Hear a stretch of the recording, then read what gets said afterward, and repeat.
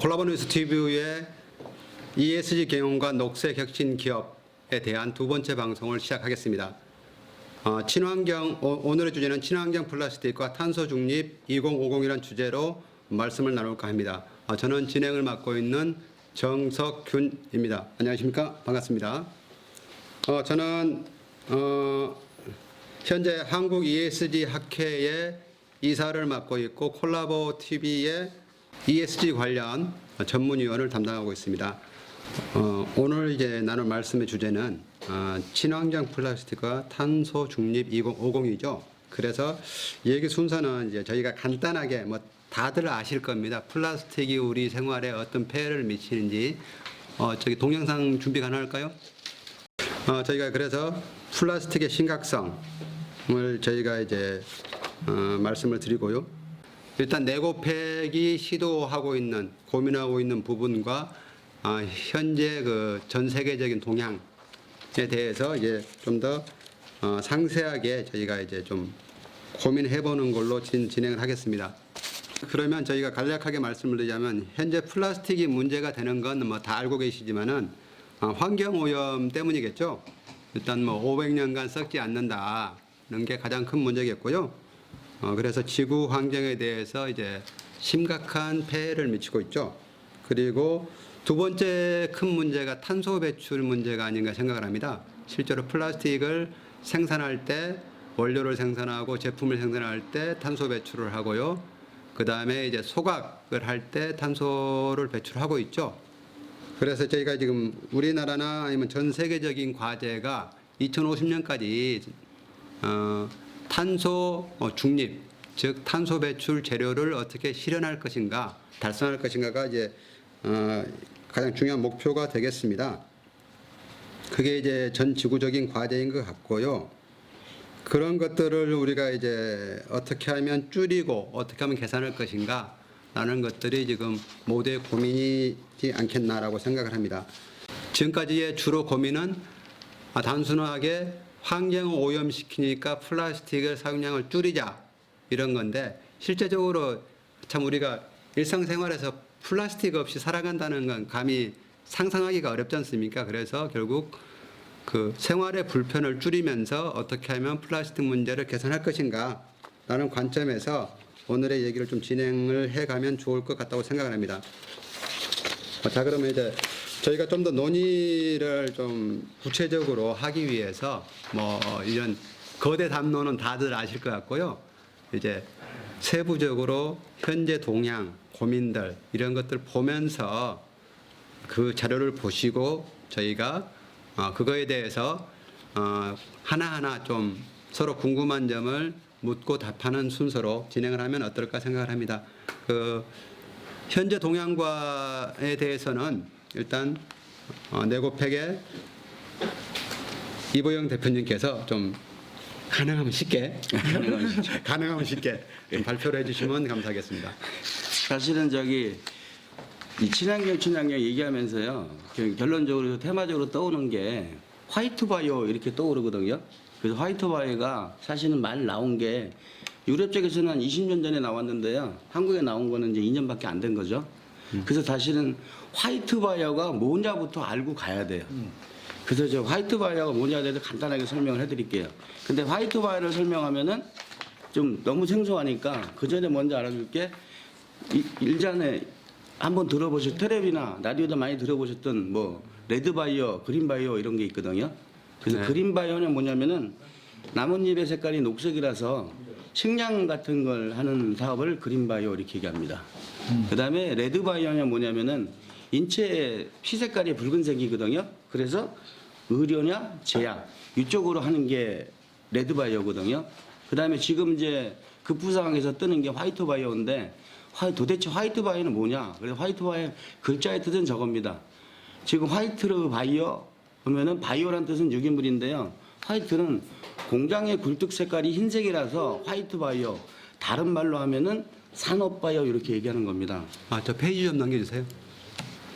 그래서 저희는 오늘 얘기할 거는요. 화이트 바이오 중에서도 플라스틱을 주관적으로 할 거거든요. 근데 플라스틱을 주관적으로 하는데 지금 화이트 바이오라는 뜻은 친환경, 다시 말해서 CO2 절감이 친환경인데 그러면 왜 CO2 절감이 친환경이라는 뜻이 나왔는지 그 내용을 좀 알아야 되잖아요. 그래서 뭐 인터넷 같은 거 자료를 좀 드셔보시면은 사실은 요 정책이 발표된 게 2015년 12월 12일 날 파리 협약이 있었는데 그 파리 협약 이전에는 저기 생분해 되는 게 친환경인데 12월 10월 이후에는 CO2 잠깐만요. 절감이 화면 좀 맞춘 다음에 친환경이거든요. 얘기를 진행하시는 게 나을 것 같습니다. 화면 좀 맞춰주세요. 네, 그게 지금 저희가 레드, 그린, 화이트까지 요게 설명을 보이는 하셨죠. 거예요? 그러면 저기 화면에 보이는 것처럼요. 레드, 그린, 화이트 바를 설명을 했고요. 하나만 더 넘겨주세요. 여기서 보면은 그러면은 친환경이라는 개념을 봐야 되잖아요. 그러면 저 2015년 12월 파리 협정서거든요. 이때 지구 환경을 보호하자 그래갖고 이때 결정이 된 겁니다. 15년 12월부터는 15월 이후부터는 CO2 절감은 친환경이고요. 앞전에는 생분해가 친환경이었어요. 그러면 이제 지금은 친환경이 CO2 절감이잖아요. 그러면 CO2 절감을 해갖고 플라스틱을 쓰는 게 인간에 도움이 되냐, 인간에 도움이 안 되냐 이렇게 결정을 해야 돼요. 그러면 그렇지. 그러면 이제 어떻게 되는 게 CO2가 절감이 되냐 이렇게 봐야 되거든요. 그러면 3R로 넘겨주세요. 3R. 네. 뭐 전체적인 설명은 많은데 일단은 이해하기 편해야 되니까요. 어떤 게 되는 게 CO2가 절감이냐 이걸 봐야 되거든요. 그러면은 기존의 3R에서는 절약하고 재활용, 재사용밖에 없었는데 옆에 하나 다시 붙은 게 리뉴에이블 해갖고 재생 가능한 에너지라는 게 붙었거든요. 네. 이게 무슨 뜻이냐면은요.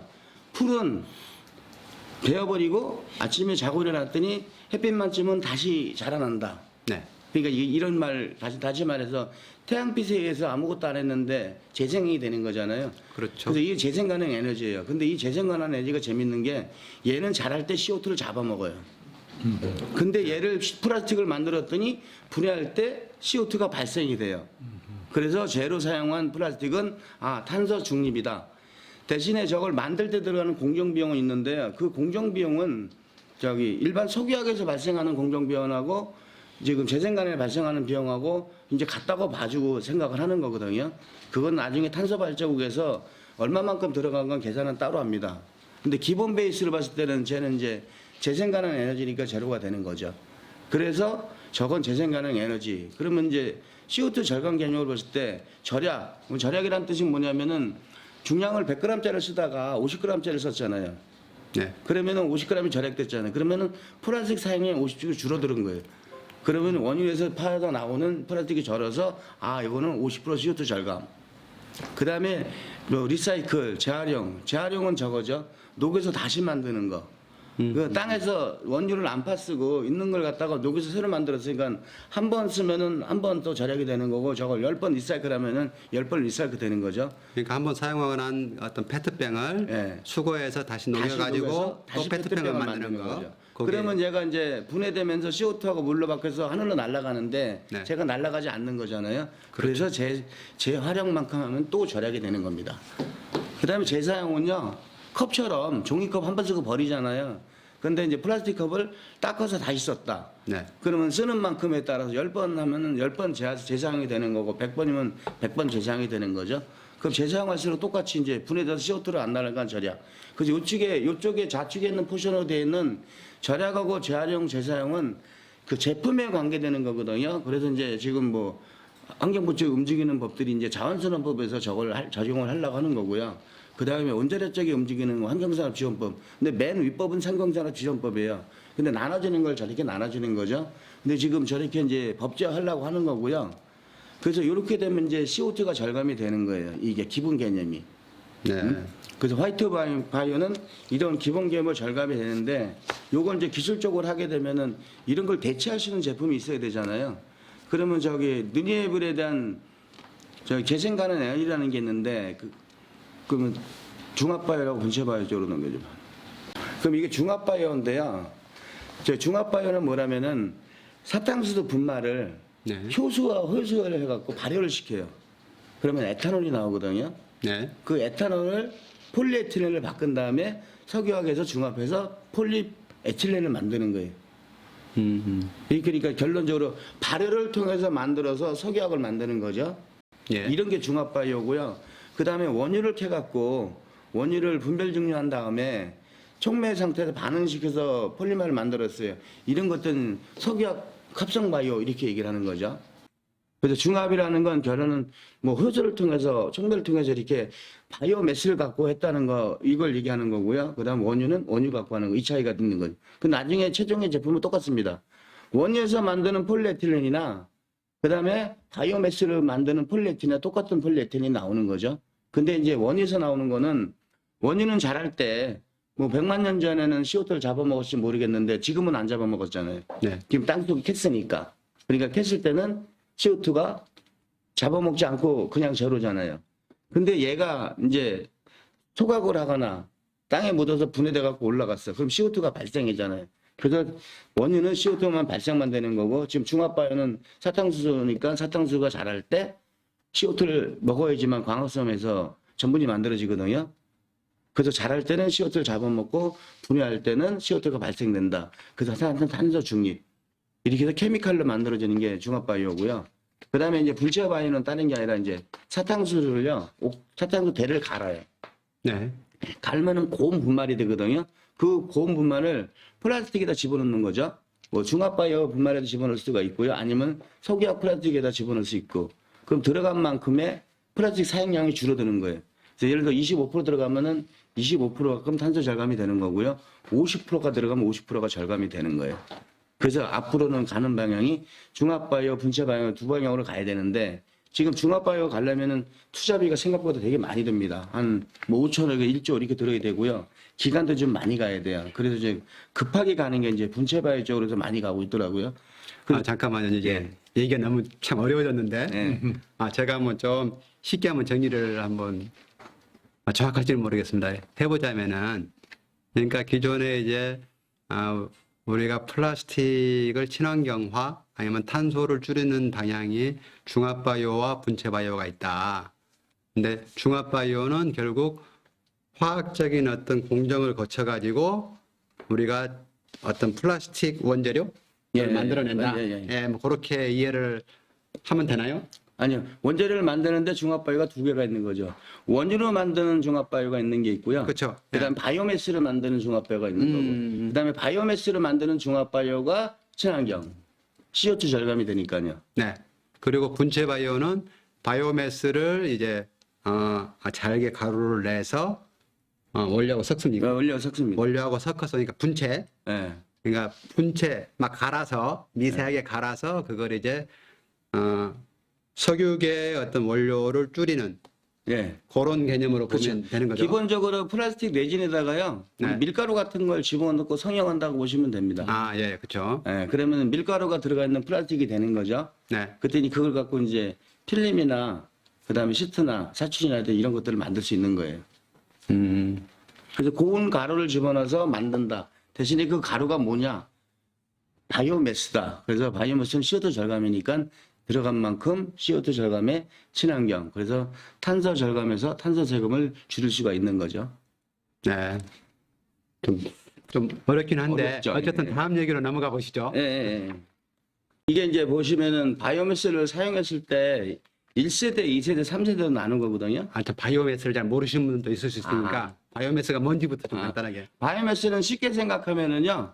저기 곡물, 네. 나무 이런 옥수수나- 셀룰로즈 자체를 바이오매스라고 얘기를 하는 거예요. 그러니까 뭐 옥수수, 옥수수, 사탕수수, 사탕수수 그다음에 같은 뭐 거라든가. 콩, 네, 예. 그다음에 소나무, 나무, 목재. 그다음에 풀 이런 네. 걸 갖다가 다 바이오매스. 소위 말하는 그러니까 덩어리, 유기물, 바이오 덩어리, 유기물 덩어리. 유기물 덩어리를 바이오매스로 하는 거죠. 그래서 이제 이 바이오매스가 뭐 1세대, 2세대, 3세대로 나누는데요. 네. 1세대가 처음에 했던 것들이 이제 식량 작물을 썼던 거예요. 그 이유가 이제 사실 가장 쓰기 쉬운 게 얻을 수가 쉬워야 되잖아요. 네. 바이오매스 중에 얻기 가장 쉬운 게 저기 전분이거든요. 그렇죠. 근데 밀가루 전분, 옥수수 전분, 쌀 부분, 감자 전분. 그래서 이런 전분을 이용해서 생플라스틱을 많이 만들었어요. 네. 근데 만들었더니 가격은 비싸고 그다음에 얘가 곰팡이 쓰는 문제가 생겨요. 썩는 문제가. 그렇죠. 그다음에 물성은 안 좋아. 그래서 이걸 적용하다가 실패한 거죠. 실패해갖고 이제 이 실패하는 기술이 한 30년 정도 지났거든요. 그래서 그다음에 이제 2세대가 나온 게 그런 비식용 작물로 가는 거예요. 네. 비식용 작물을 가려고 그랬더니 이제 그러면 이제 전분을 이용하는 게 아니라 이제 셀룰로즈 개념을 이용하는 거죠. 셀룰로즈는 대표적인 게 우리가 나무를 셀룰로즈로 볼 수가 있어요. 그렇죠. 뭐 셀룰로즈나 전분이나 구전은 분자 구전 똑같은데 결합 방식만 틀리거든요. 근데 이제 셀룰로즈는 곡물의 껍데기나 그다음에 풀의 대 이런 거 쓰면은 전분보다는 이제 덜 썩어요. 근데 문제는 여기 관건이 저걸 곱게 갈아야 되는데 지금 전 세계에서 40마이크론 이하로 갈기가 힘들어요. 근데 사실은 제품을 사용하려면 10마이크론 이하로 갈아야 되거든요. 그래서 저게 10마이크론 이하로 다 갈아지면은 저게 분체 바이오로 사용할 수 있는 겁니다. 그러면 전분은 우리가 상식적으로 우리가 밥 먹는 게 전분이거든요. 이제 그런 것들을 저희가 이제 분자량으로 얘기를 하는데 밥은 분자량 600 정도 돼요. 그러니까 몸속에 들어가면 금방 분해가 되는데 우리 나무는 먹으면 저기 소화가 안 되잖아요.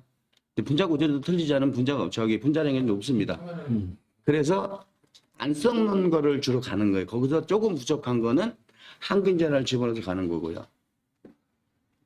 미국 카메라를 보시면 알겠습니다. 그 다음에 이제 저기 이제 3세대로 가는 거는요, 중합바이오로 가는 건데요. 네. 이제 조류 그러면은 이제 날아다니는 새 이런 게 하는 게 아니라고요. 바다에 있는 조류, 녹조류, 네. 홍조류, 뭐 미역 같은 거 미역 쉽게 같은 거, 말해서. 그런 걸 같은 거를 활성화시켜 갖고요. 그 다음에 조류가 재밌는 게 이게 CO2를 잡아먹는 게 나무보다 한 10배, 12배 정도 많이 잡아먹습니다. 그래서 조류를 네. 키워갖고 그 조류를 발효시켜갖고 만드는 게 중합바이오.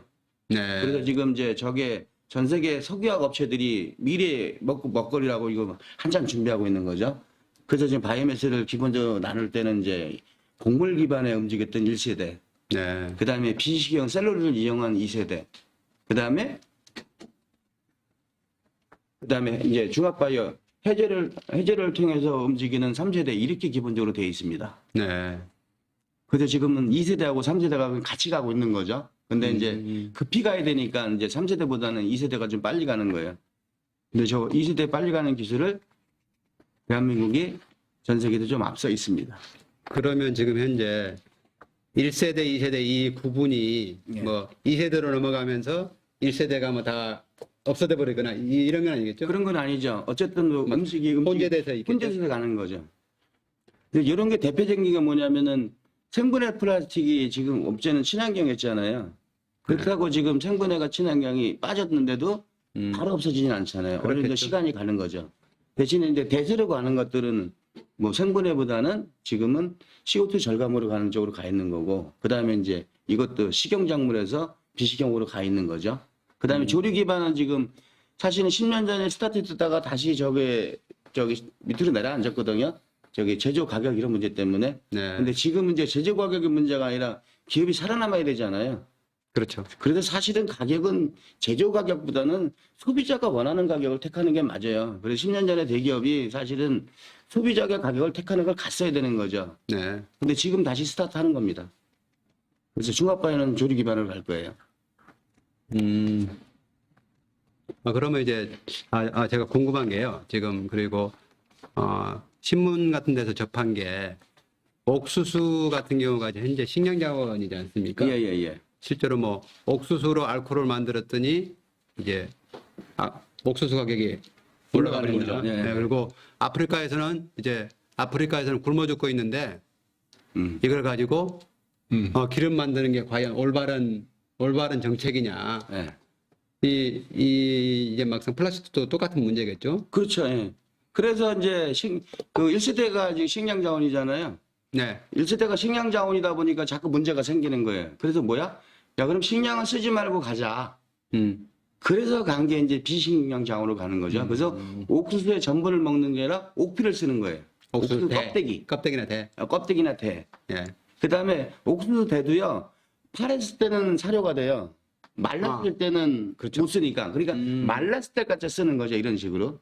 그 다음에 쌀은 먹고 왕겨. 네. 껍데기를 쓰는 거고요. 밀도 밀은 먹고 껍데기를 쓰는 거. 근데 얘를 저걸 할 수가 있어요. 리사이클을 시킬 수 있습니다. 그런 개념이 되는 거죠. 네. 그 다음에 지금 사실은 옥대가 먹이로도 못 쓰고 그러면 버려야 되잖아요. 땅속에 묻으면 다시 CO2로 가잖아요. 네. 근데 그걸 플라스틱으로 썼어. 그러면 이제 플라스틱의 결론은 지구한테 해를 주는 게 아니라 도움을 줄 수가 있는 거죠. 왜냐하면 제품화 시킬 수 있으니까. 그렇겠네요. 일종의 네. 탄소를 고정시키는 탄소를 역할이. 고정시키는 역할을 하는 거죠. 그 다음에 원유계 플라스틱 사용량을 줄이니까 지구 환경에 도움이 되는 거고요. 그래서 지금 1세대에서 2세대로 다 전환하고 있는 거죠. 근데 그러다 보니까 이제 핵심 기술이 필요한데 그 몇 가지 기술이 있어야지만 그게 가능한 거예요. 그래서 여태까지 못했는데 지금 가능해갖고 이제 저희 회사도 올해 연말이면은 상품화하려고 합니다. 그러면 결국은 이제 현재 2세대 기술의 추세는 좀 어떤가요? 2, 3세대 기술. 지금 2세대 기술은 저희 같은 경우는 올 연말이면 상품화할 수 있을 거고요. 그다음에 국제적으로 봤을 때는 한 우리 회사를 빼면은 한 7, 8년. 7, 8년 후에 상품화할 수 있고요. 네. 그다음에 이제 아까 3세대 조리위원은 중압바이오 기술이요. 그건 석유학에서 해야 되는데 그거는 지금 뭐 설치하고 하는데 최소한 한 5년 이상 걸릴 겁니다. 그다음에 검토하고 설치하고 기계 장비해야 되고 5년 이상. 그러면은 최소한 2030 한 5년 정도의 조류를 이용한 중압바이오 제품이 나오지 않을까 이렇게 생각합니다. 그 어떤 효과에 대해서는 우리가 이제 좀 어떻게 구분하기 쉽지는 않겠지만은 현재 그러면 2세대나 3세대, 아니, 일단 2세대 기술, 예, 2세대 기술에서 우리나라의 어떤 기술 수준이 지금 글로벌 시장에서 어느 정도 수준이나 될까요? 지금 이제 저도 이제 이쪽 정부 쪽 일을 하거나 이렇게 그 기업의 활동을 하고 있는데요. 그래서 제가 아는 동향을 한 거하고 그다음에 저도 자료 검색할 때는 가장 구글을 많이 쓰거든요. 그 구글에서 검색한 동향을 전체적으로 보면은요. 국내 기술이 탑입니다. 아, 그래요? 네, 그래서 그러면 좀 국뽕 빼고. 네. 자, 사실은 저희도 이 투자를 많이 했었는데요. 지금 저희 회사 정도는 이제 연말 되면 상품화해서 물건이 나간다 그랬잖아요. 네. 이 기술 올리려면은 기본적으로 그래서 지금 현재 해외에서 두폰이나 다오, 엑선 이런 쪽도 한 조 단위 투자가 좀 들어가 있는 상황입니다. 네. 그러면 사장님 회사 기술이 그러면 글로벌 탑입니까? 그렇죠. 저희 회사 탑이죠. 이거 웃자가는 얘기가 아니고요. 진짜입니다. 아, 예, 그렇습니까? 궁금하시면 구글에 물어보시면 돼요. 가장 그러면 핵심 기술이 핵심 기술이 분체 기술하고요. 네. 그다음에 이 바이오매스를 쓰면 문제점이 물 묻으면 썩는 문제가 생겨요. 그 썩는 걸 잡아야 되는데 식품 포장지에 썩는 게 들어가 있으면 썩는 걸 잡는 게 뭐 독성물질 들어가 있으면 안 되잖아요. 그렇죠. 가장 쉬운 건 농약 집어넣으면 안 썼거든요. 네. 근데 농약 집어넣은 제품을 팔 수가 없어요. 그렇죠. 그러면 인체에 해롭지 않은 항균자가 있어야 되는데 저희 회사가 갖고 있는 기술이 마이크로 나노 기술이라 그래 갖고요. 네. 저 진콕사이드를 마이크로 나노로 만들었어요. 그러니까 그게 아주 이제 저희가 나노 수준을 아주 잘게. 그렇죠. 마이크로 나노가 뭐냐면은 코로나하고 똑같다고 보시면 되는데요. 가운데는 마이크로고요. 옆에 핀 나와 있는 게 나노예요. 네. 그걸 포화셀 기술이라 하는데 요걸 저희가 양산을 했거든요. 근데 요걸 양산할 수 있는 나라가 전 세계 저희밖에 없습니다. 그래서 여기서 뭐 이런 말 해도 모르겠는데 그걸 만들면서 이제 배수의 법칙이라는 걸 만들었어요. 그러니까 법칙이 하나 만들어진 거예요. 나노를 중합하면서. 네. 그래서 그 법칙이 적용이 안 되면은 저 만들기가 힘들어요. 그래서 저거 만들려면 돈 갖고 해결되는 건 아니고 이것도 시간하고 같이 가야 돼요. 실험이 필요하니까. 그래서 한 기존 업체가 만들려면 10년에서 20년 이렇게 걸릴 겁니다. 하여튼 그동안에 고생하면서 돈 많이 까먹었다는 얘기네요. 아이, 돈 많이 까먹은 게 아니고 열심히 산 거죠. 아, 그렇습니까? 하여튼 굉장히 어려운 어떤 연구 개발 과정이었다는 생각이 드는데요. 그리고 앞으로의 지금 추세는 그러면 어떻게 될 것 같습니까? 그래서 지금 추세가 아주 재밌는 일이 발생을 했어요. 저희는 한 2026년이나 7년쯤에 이게 이슈화 될 줄 알았거든요. 그 네. 이슈화 되려고 본 거는 사실은 CO2 절감 목표가 2030년에 있잖아요. 네. 2030년에 어떤 나라는 우리나라 40%고 어디는 25%고 어디는 50% 이렇게 돼 있어요. 그러니까 목표가 2030년부터거든요. 네. 그래서 스타트 되는 게 한 2026년 정도로 보려고 했는데 갑자기 올해부터 생겨버렸어요. 작년에 지구 환경에서 온도 측정을 했더니 원래 0.2도밖에 안 남았는데 지구 환경에 문제가 생기는 게 이제 0.1도 남았습니다. 0.1도 더 올라가 갔고요. 그래서 2030년 목표를 올해부터 당장 실행하자 이렇게 됐어요. 근데 저희는 피부로 느끼진 않잖아요. 근데 지금 해외에서 움직이는 건 무지하게 빨리 움직입니다. 그래서 지금 뭐 저희 회사에 지금 갑자기 인도네시아에서 사람이 온다고 하고 오늘은 저기 좀 늦었던 이유가 태국에서 사람이 왔어요. 네. 그다음에 뭐 말레이시아, 인도네시아, 사우디 이 사람들이 오는 거죠. 왜? 탄소 절감할 수 있는 플라스틱을 만들어야 되는데 지금 없잖아요. 이게 화이트 바이어가. 네. 이슈화 돼갖고. 그다음에 지금 방송상에는 잘 안 나오는데요. 지금 미주나 유럽이 내년 말쯤에 탄소 절감이 안 되는 소재를 사용하면은 통관을 막겠다 이런 말들이 있어요. 아, 벌써요? 네, 벌써요. 그리고 올해 나왔으니까 내년에 한다는 거죠.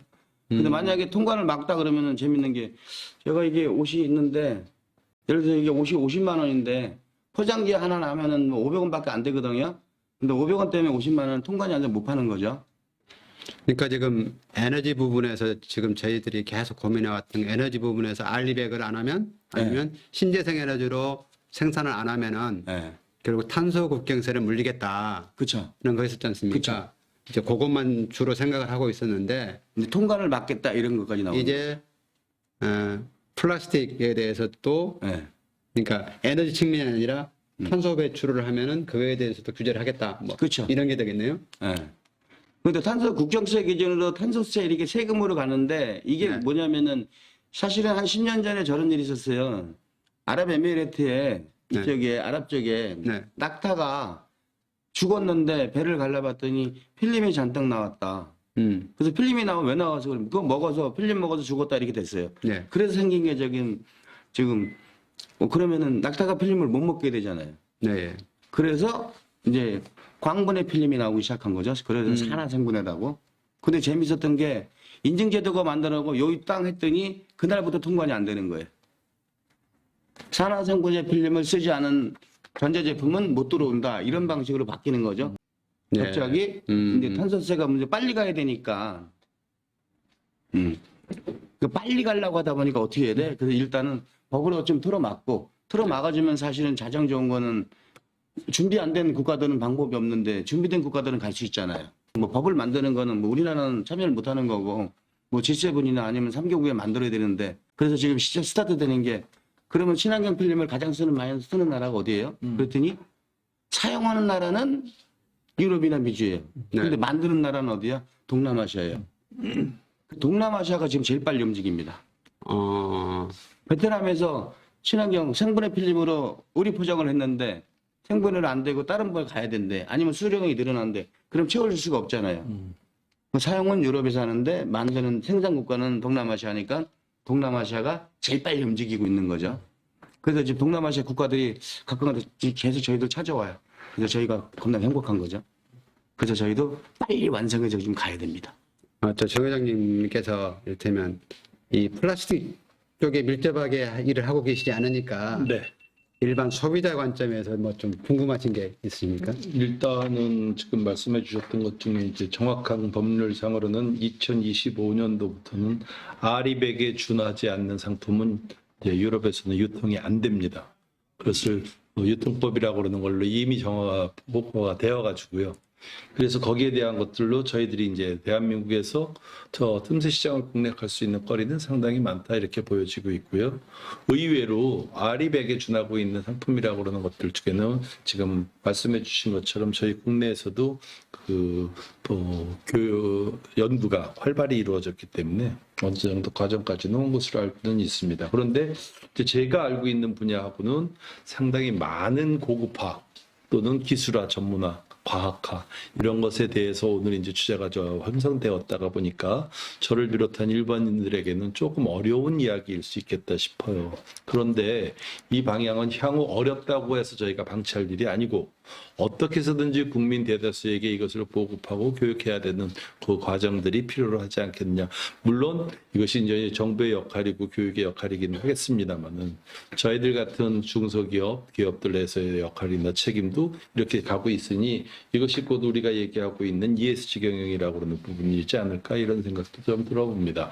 그렇다면은 지금 말씀하셨던 이런 세계적인 기술을 가지고 있는 데 있어가지고 이것이 어느 기업이 한 군데에서만 가야 될 것이 아니라 사회적인 구조 또는 정부 여기에서 이제 지원 방향이라든가 함께 연구하면서 가야 되는 것에 있어서는 그 주 당사자인 입장에서 대표님께서는 어떤 방법이 있었으면 좋겠다라고 그러는 혹시 바람이나 기대 같은 건 있으신지, 또 하나 그걸 들음으로써 우리도 이렇게 참여해야 되겠다. 이것이 방송의 효과고 목표이지 않을까 싶어서 여쭤봅니다.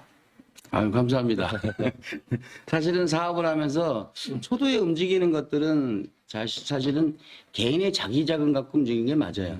네. 근데 이제 기술이 개발이, 저희 기술자 측면을 얘기하고 투자자 측면은 좀 틀리잖아요. 근데 기술자 측면은 일단 남의 돈을 받으면은 기술자는 그걸 갚으려고 생각을 합니다. 사업에 처음 스타트할 때는 내 돈 갖고 움직이는 게 맞고요. 그게 개발이 됐어요. 그 다음에 이 개발된 제품이 사업에 파고 효과가 나갔고, 만약에 국가 브랜드를 올릴 수 있다고 생각하면은 국가의 전폭적인 지원을 받으면 좋은 거죠. 그렇죠. 그리고 국가의 전폭 지원 지우고, 그 다음에 이제 회사 상장시켜서 뭐 주식을 만들었으면 저희 투자한 국민들한테는 이익을 나눠줄 수 있는 거고요. 그렇겠죠. 그러면서 자본이 모여서 들어오면은 또 기업도 빨리 발전하고, 뭐 그렇게 가는 게 가장 좋은데 현실은 그렇지 않죠. 왜냐면은 좋은 제품이 있으면은 나쁜 제품도 있잖아요. 그러면 우리 같은 경우는 기술자들은 이런 제품 좋은 제품이라고 생각해요. 앞으로 가고 미래를 가는 제품 좋은 제품이고요. 사양돼서 가는 제품은 나쁜 제품이 되는 거죠. 왜냐면은 나쁜 제품도 예전에는 좋은 기술이라도 비싸게 팔고 했었거든요. 근데 지금 현실로 왔더니 그게 좀 줄어들었잖아요. 그래서 앞으로 좋은 기술로 가게 되면은 그 기술을 나눠서 시어를 같이 가질 수 있고, 네. 그 다음에 함께 공동으로 투자해서 배분해서 가면은 감사하고 겁나게 행복한 일인 거죠. 참 앞으로 좀 돌아가세요. 예. 제가 얼마 전에 좀 이제 뉴스를 찾다 보니까 기존에 그 생분해성 플라스틱 있지 않습니까? 예. 뭐 보통 전분을 섞어서 예. 그게 잘 실제로는 분해가 안 된다 해가지고, 그리고 현재 우리나라가 그걸 재활용할 수 있는 시스템이 안 돼 있어서 환경부에서 앞으로는 그거에 대해서 뭐 친환경 인증을 없애겠다 뭐 이런 것들을 좀 봤는데요. 예. 그 지금 현재 기존의 생분해성 플라스틱에 어떤 문제가 있는 겁니까? 기존의 생분해성 플라스틱에 우리 국내에 인증받은 게 EL724라는 게 있는데요. 그게 뭐냐면은 생분해 조건이라는 게 있어요. 태비화 조건. 네. 근데 일반인들이 들으면 태비화 조건이 뭐야 그러면 땅속에 묻으면 다 썩는 거지 이렇게 생각하거든요. 저도 그렇게 알고 근데 있거든요. 그게 사기예요, 그게. 이 그냥- 토론에서 막 이렇게 얘기하면 안 되는데 땅에 묻히면 그냥 썩는 걸로 썩는 거죠. 그게 글자에 이제 인식의 차이가 있는 거죠. 사실은 그 글자에 숨어 있는 게 뭐냐면은 IS 1488호라 그래갖고요. 58도씨 이상 수분 80, 아니 온도 80, 수분 80% 이상 이렇게 돼 있어요. 그 온도가 58도가 올라가야 되는 거고요. 네. 수분이 80% 이상이 돼야 돼요. 그러니까 땅속에 묻으면은 뭐 그런 80% 조건- 수분은 되잖아요. 네, 근데 영원히 58도는 안 되거든요. 그렇죠. 그러니까 기존의 생분해 플라스틱은 한여름에 아스팔트 위에나 되겠네요. 그러면 수분이 없어 안 되고요. 또 그러네요. 그래서 기존의 생분해 플라스틱은 땅속에 묻으면 안 썩는 겁니다. 근데 네. 국가가 그렇게 인증을 해줘 갖고 대신에 이제 조건을 잡아놓은 거잖아요. 또 정부에서 많이 지원도 해줬을 거예요. 그렇죠. 근데 또 그걸 혜택으로. 거짓이라고 할 수도 없잖아요. 그렇죠. 그래서 거기서 플라스틱 이 단체에서 저런 얘기를 한번 했죠. 태비화 조건을 가로 열고 적어라 조건을 58도씨 80도씨 이거를 그랬더니 지금 이제 인증 제도가 살아는 있는데 인증은 안 해줍니다. 왜? 문제가 생길 것 같아서요. 안 썩잖아요. 땅속에 묻으면 PLA 땅속에 묻으면 얼마만큼 안 썩습니까? 100년 안 썩습니다. 그러면 결국은 이제 쭉 말씀하신 걸 보면은 앞으로 우리가 그러면 만약에 지금 아까 말씀하신 분체 기술을 이용한다면 네. 탄소 배출이라는 측면 말고 어떤 자연환경에서 폐기했을 때 생분해라는 측면에서 보면 그쪽은 좀 뭐 장점이 그 있습니까? 이제 분체 바이러스에는 생분계라는 이런 장점은 있는데요. 근데 앞으로 패러다임이 저렇게 가는 거죠. 무작정 CO2는 어떻게 한다? 해소한다. 네, 회수. 근데 생분해를 쓰면은 사실은 기존의 환경의 친환경 생분해는요. 대지하고 대양을 보호하는 거예요. 땅하고 바다를 보호하는 거거든요. 근데 그렇죠. 지금은 2015년 12월 10일 날 발표가 됐잖아요. 야, 앞으로는 하늘을 보호할 거야, 대기를. 공기를. 그러니까 대기를 보호해야 되니까 대기를 보호하는 쪽으로 가야 되잖아요. 그러니까 기후 위기. 그렇지, 기후, CO2 문제잖아요. 그러면 생분해 플라스틱을 땅속에 묻었어. 네. 그 썩었대. 네. 그럼 어디로 가요? 다 하늘로 가잖아. CO2로 발생하는 문제고. 그렇죠. 그러면 그 방법으로 가지 말고, 그러면 생분해 플라스틱을 만들어도 분해시키는 게 아니라 에너지를 해소하자. 태워서 CO2가 발생하면은 다시 포집을 해서 땅속에 묻든지 아니면 그거를 에너지를 쓰든지 지금 이런 방법으로 정책이 바뀌어가고 그러니까 있죠. 결국은 이제 어떻게 보면 오늘의 핵심 키워드가 될 것 같은데요. 네. 우리가 과거에는 이 친환경, 생분해에서 빨리 썩는다. 그래서 뭐 물론 뭐 이게 미세 플라스틱이라든가 그게 또 돌고 돌아서 우리 몸속으로 다시 들어오는 네. 이런 환경 오염 문제에 예. 그러니까 이게 썩지 않는다는 문제에 지금까지 많이 집중을 해왔었는데 그렇죠. 사실 이것보다는 이게 미치는 영향보다 지금 우리가 지구 온도가 계속 올라가니까 얼마 안 가면 이게 땅에 묻히고 안 썩고가 문제가 아니라 예. CO2 때문에 인류가 멸망할 것 같다, 망할 것 같다. 네. 이게 더 급해진 거네요. 그러니까 썩으면 안 되는 거예요. 오히려 썩으면 안 된다. 썩으면 안 된다. 땅 썩으면 썩으면 안 된다.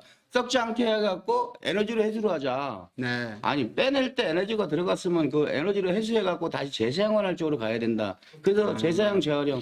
그다음에 지금 저기 우리 동해 유전 있잖아요. 이제 가스가 끝났잖아요. 그렇죠. 거기다가 CO2 포집해서 묻으려고 합니다. 음. 그러니까 지금 국가적으로 가는 거고요. 전 세계도 이제 그런 식으로 CO2 해소 방법으로 가는 거죠.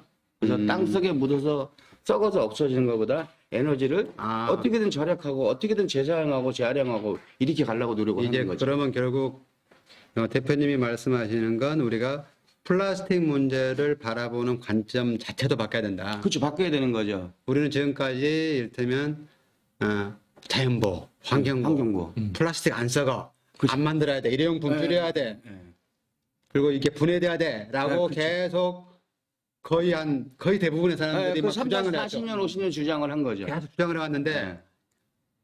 지금까지 쭉 돌이켜봤더니 이게 아니더라. 이게 아니더라. 어떻게든 이걸 그렇죠. 탄소를 어떤 방법이 가장 적게 배출하냐 네. 여기에 초점을 맞춰야 되는 거지. 그렇죠. 뭐 플라스틱 뭐 이를테면 100년 후에 그 싹 제거하는 기술이 만들 수 있잖아요. 이를테면 그냥 그러면 지구가 망하는 거죠. 아니, CO2 발생이 너무 많아져서. 아니 그러니까 그런 문제 없이 그냥 회수할 수도 있는데 네. 당장은 땅에 묻혀서 안 썩는다 이게 중요한 게 아니라 결국은 탄소 발생이 더 중요하다. 그렇죠. 당장 급하고 네. 결국은 이제 물론 둘 다 해결하면 다 좋지만 네. 만약에 극단적으로 하나를 취해야 된다 하면 탄소 배출을 줄이는 게 훨씬 더 중요하다. 맞습니다. 그리고 정부 정책도 그렇게 가고 있습니다. 그쪽에 맞춰지고 있고 더 강화돼야 된다라는 게 어떻게 보면 채팅창이요. 네, 어떻게 하면 그 주제가 되겠네요. 예. 혹시 채팅창에 뭐 질문 사항들 좀 정리된 게 있을까요? 지금 저희가 화면이 잘 안 떠가지고 일단 하나 소개해 주시면은 한국인으로서 자랑스럽습니다. 우리 기술 말씀 메시지를 남겨주셨고요. 우리 같은 일반인들이 탄소 중립을 위한 실천은 어떤 것들이 있는지 궁금합니다. 그거에 대해서는 좀 제가 그냥 사회자가 답변을 드리도록 하겠습니다. 저희가 이제 우리가 탄소 배출을 줄이기 위해서는 두 가지, 그러니까 생산자, 기업의 입장하고 그 다음에 소비자로서의 해야 될 것들이 있다고 생각하거든요. 근데 플라스틱 사용에서 가장 좀 1차적으로 우선돼야 될 부분은 플라스틱 사용량을 줄이는 겁니다. 결과적으로 플라스틱으로 인한 탄소 배출을 줄이려면은 사용량 리듀스를 해야 되겠죠. 사용량을 줄이는 거. 그리고 그 다음에 이제 그 생산을 할 때부터 실제적으로 리사이클, 리유즈, 그 다음에 어떤 폐자원의 회수가 용이하도록 제품 생산부터 그렇게 디자인하는 것. 이게 이제 기업의 삶 몫인 것 같고요. 우리 소비자들 입장에서는 일단 일회용품 사용을 줄이고 플라스틱 사용을 줄이고 그 다음에 좀 철저하게 분리수거, 분리배출 해서 자원 재활용이 재사용이 가능하도록 그런 열심히 참여하는 것. 이게 일반 소비자로서 해야 될 일이 아닌가 싶네요. 또 뭐 추가하고 싶으신 거 있습니까? 사실은 일회용 플라스틱을 없애야 된다는 얘기가 많이 나오잖아요. 네. 근데 사실 일회용 플라스틱이 없어지면은 인간과 지구 환경이 더 안 좋아집니다. 왜냐면은 그렇습니까? 지금 물 부족하잖아요. 네. 종이컵 하나 쓰는 에너지하고요. 그다음에 컵을 하나 닦아 쓰는 에너지 생각하면은 종이컵 하나 만드는 에너지가 적어요. 그러면 예. 적은 거보다는 그 종이컵 하나 이쪽에 물 닦는 에너지가 훨씬 많다고요. 근데 종이컵을 쓰는 거예요. 그리고 한 번 쓰고 버리잖아요. 그러니까 근데 오히려 그러면은 오히려 사실은 한 번 쓰고 버리는 게 지구 환경에 더 좋은 거죠. 오히려 공학적으로 보면은 과학적으로. 그 우리가 이를테면 그 그러니까 머그잔으로 커피를 마시고 이걸 닦는 것보다 그렇죠. 차라리 일회용 컵에다가 커피 타서 마시고 버리는 게 버리는 게 훨씬 좋다. 물론 더 좋다면은 예. 일회용 종이컵을 또 재활용을 하면 더 좋겠죠. 그렇죠. 좋겠죠. 하여튼 그래서 그런 식으로 가는 게 그러니까 결론적으로는 일회용 컵을 규제하는 것보다는 이왕이면은 재사용하고 재활용할 수 있는 제도를 활성화시키는 게 더 나은 거죠. 그래서 쓰레기가 자꾸 많이 나오는데 그걸 해줄 시스템을 잘 만들어주면 돼요. 근데 여태까지는 종이나 금속 같은 거는 해수 시스템이 잘 돼 있는데 플라스틱은 해수 시스템이 안 돼 있어요. 그래서 플라스틱은 기본적으로 나오면은 보통 한 70% 이상이 폐기물로 가는데 종이 같은 경우는 지금 80%가 해수가 되잖아요. 네. 그래서 해수 시스템을 잘 만들어가는 게 더 낫다. 이렇게 생각하는 거죠. 이제 정 회장님께서는 그 지금까지 이쪽 주로 이제 음식물 쓰레기라든가 이런 부분 많이 하시지 않습니까? 네, 그렇습니다. 저도 이제 저희가 우리 사회 전반적으로 금방 말씀하신 굉장히 중요한 이슈인 것 같거든요. 실제적으로 우리는 지금까지 종이컵을 쓰지 말자라고 막 했어요. 운동을 방송에서도 광고도 하고. 그런데 이게 지금 뭐 공학적인 관점에서 말씀을 드리면 차라리 머그잔을 쓰는 게 편하다. 편하기도 하고 오히려 그 탄소 배출이라는 관점에서 보면 그게 더 유리하다. 차라리 종이잔을 쓰는 게. 이 점에 대해서는 어떻게 생각하십니까? 그리고 어떻게 해야 될 것 같습니까? 또 지금 이제 말씀을 듣고 보니까 누구들도 그 상상을 못 하고 있죠. 일회용이라고 그러는 컵, 플라스틱 관련돼 있는 뭐 소독정, 네. 뭐 빨대 여러 가지 유형들의 것은 쓰면 안 된다는 관념에서만 젖어 있는 거기 때문에 오늘 이 시간을 계기로 해서 그것을 안 쓰는 것보다는 닦아서 쓰는 것이 더 오히려 환경에는 역행을 하는구나라는 것들을 알게 됐을 것 같아요. 참 소중한 시간이었다는 생각이 들고요. 관점은 이렇게 생각이 듭니다. 그것을 쓰느냐 마느냐의 관점이 아니고 어떻게 활용을 할 것이냐. 쓰는 것 자체서부터 줄여야 되는 것이고 거기서 나온 쓰레기는 말 그대로 폐기물이 아니고 재활용이라고 이 개념에 대해서 정부 우리 모든 사람들이 관련 기업에서도 그것을 홍보를 하고 노력을 해서 사람들 자체에서의 인식 구조의 변환이 우선은 필요한 것 같습니다. 지금까지는 이건 그냥 어느 정도 해서 환경에 우리가 도움이 되는구나 이것이 아니고 지구가 위험하다. 네. 너나 할 것 없이 어린아이들서부터 지구가 위험하다. 그것을 살리는 것은 우리의 그냥 과정이 아니고 우리의 현실이고 생활이어야 된다. 우리의 목표여야 된다는 사명감을 일으켜줄 수 있는 의식구조의 전환, 교육의 전환. 여기서부터 다시 시작해야 되지 않겠느냐 하는 생각이 듭니다. 예. 맞습니다. 사실은 인간이 기본적으로 자기가 갖고 있는 생각 이런 것들이 이렇게 볼 때 판단하기 쉬운 게 그걸 문화라고 하거든요. 네.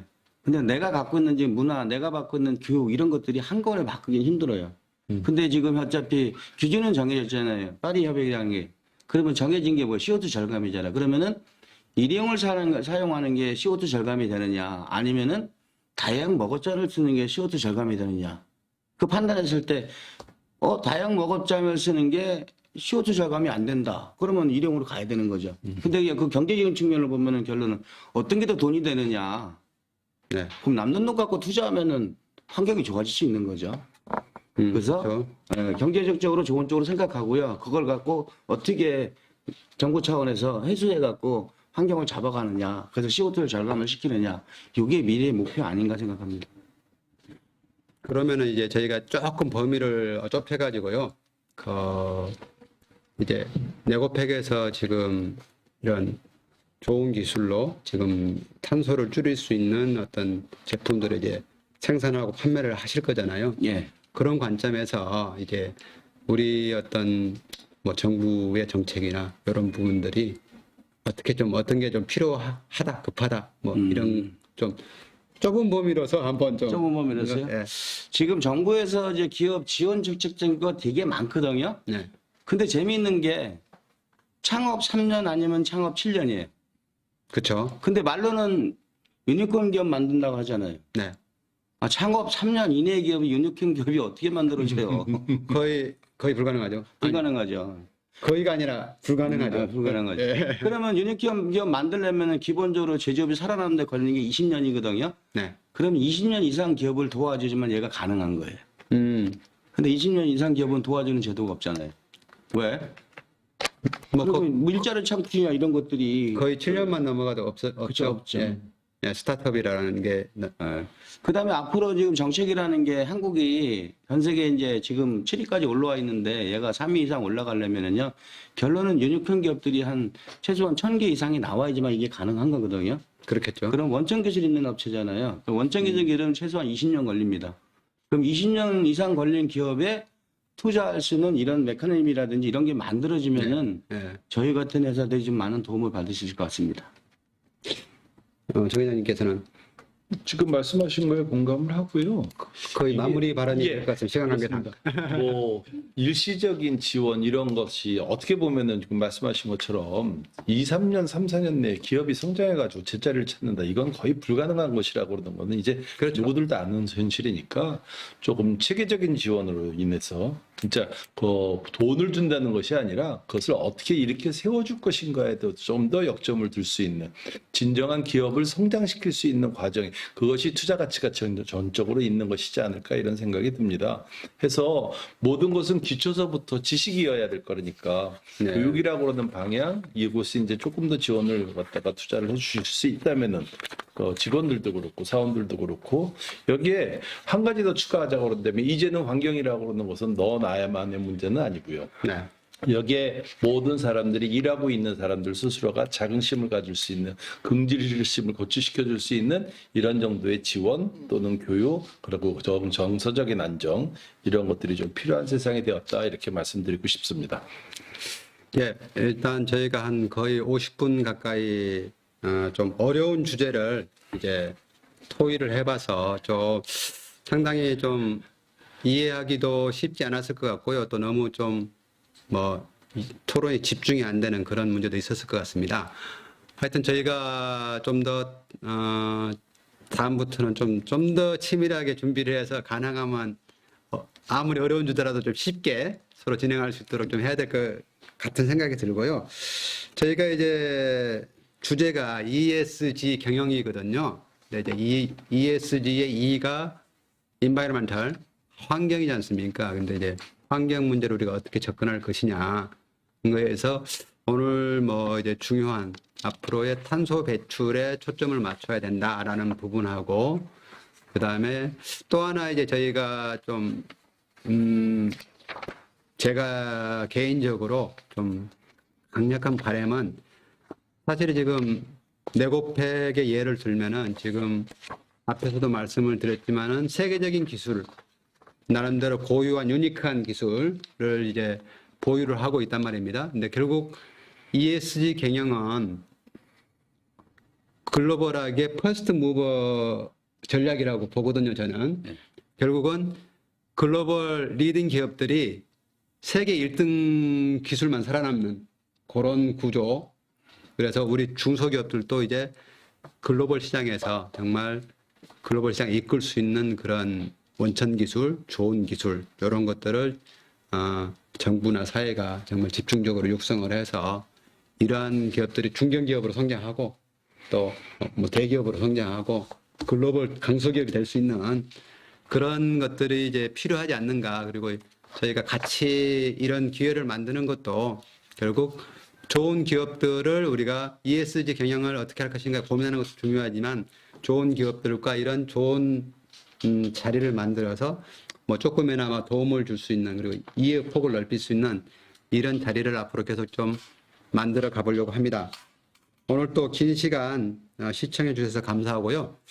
저희가 좀 미흡한 점은 많았지만 구독과 좋아요는 저희가 좀 더 좋은 토론과 양질의 컨텐츠를 만들 수 있는 그런 이제 저희를 살아가시는 예정이기 때문에 잊지 마시고 구독, 좋아요 해주시고요. 오늘 이렇게 뭐 바쁘신 중에도 귀한 시간 내주셔서 예 고맙습니다. 감사합니다. 감사합니다. 이상으로 마치겠습니다. 감사합니다.